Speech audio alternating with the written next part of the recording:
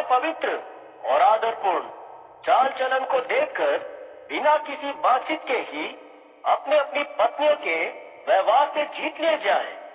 तुम्हारा साज श्रृंगार दिखावटी नहीं होना चाहिए, अर्थात जो केशों की वेणियां सजाने, सोने के आभूषण पहनने और अच्छे अच्छे कपड़ों से किया जाता है, बल्कि तुम्हारा श्रृंगार तो तुम्हारे मन का भीतरी व्यक्तित्व होना चाहिए, जो कोमल और शांत आत्मा के अविनाशी सौंदर्य से युक्त हो, परमेश्वर की दृष्टि में जो मूल्यवान हो।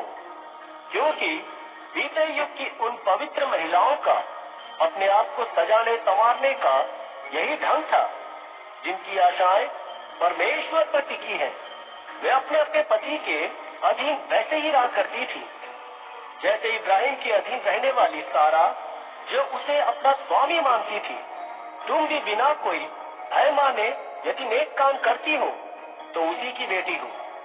ऐसे ही है पतियों, तुम अपनी पत्नियों के साथ समझदारी पूर्वक रहो, उन्हें निर्बल समझकर उनका आदर करो, जीवन के वरदान में उन्हें अपना सह उत्तराधिकारी भी मानो, ताकि तुम्हारी प्रार्थनाओं में बाधा न पड़े। अंत में तुम सबको समान विचार, सहानुभूतिशील, अपने बंधुओं से प्रेम करने वाला, दयालु और नम्र बनना चाहिए। एक बुराई का बदला दूसरी बुराई से मत दो, अथवा अपमान के बदले अपमान मत करो, बल्कि बदले में आशीर्वाद दो, क्योंकि परमेश्वर ने तुम्हें ऐसा ही करने को बुलाया है। इसी से तुम्हें परमेश्वर के आशीर्वाद का उत्तराधिकार मिलेगा।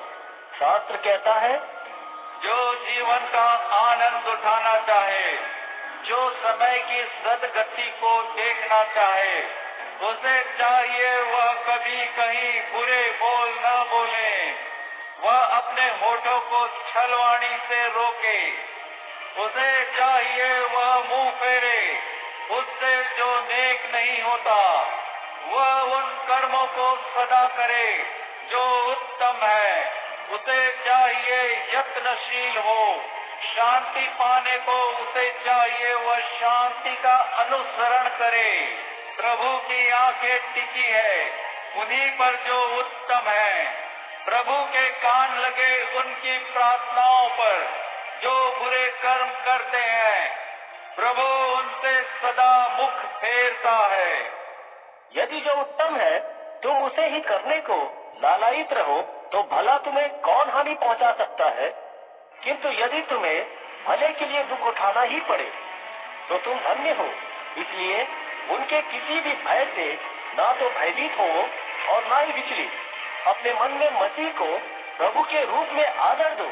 तुम सब जिस विश्वास को रखते हो उसके विषय में यदि कोई तुमसे पूछे तो उसे उत्तर देने के लिए सदा तैयार रहो, किंतु विनम्रता और आदर के साथ ही ऐसा करो।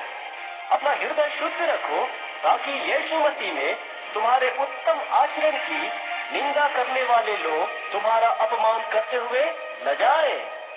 यदि परमेश्वर की इच्छा यही है कि तुम दुख उठाओ तो उत्तम कार्य करते हुए दुख झेलो, ना कि बुरे काम करते हुए, क्योंकि मसीह ने भी हमारे पापों के लिए दुख उठाया, अर्थात वह जो निर्दोष था हम पापियों के लिए एक बार मर गया कि हमें परमेश्वर के समीप ले जाए।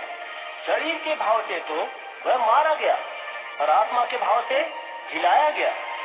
आत्मा की स्थिति में ही उसने जाकर उन स्वर्गीय आत्माओं को जो बंदी थी, उन बंदी आत्माओं को संदेश दिया जो उस समय परमेश्वर की आज्ञा नहीं मानने वाली थी, जब नूह की नाव बनाई जा रही थी और परमेश्वर धीरज के साथ प्रतीक्षा कर रहा था।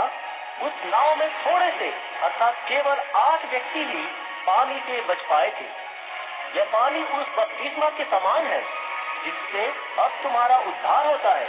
इसमें शरीर का मैल छुड़ाना नहीं, वरन एक शुद्ध अंतःकरण के लिए परमेश्वर से विनती है।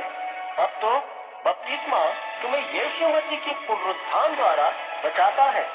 वह स्वर्ग में परमेश्वर के दाहिने विराजमान है और अब स्वर्गदूत, अधिकारीगण और सभी शक्तियां उसके अधीन कर दी गई है।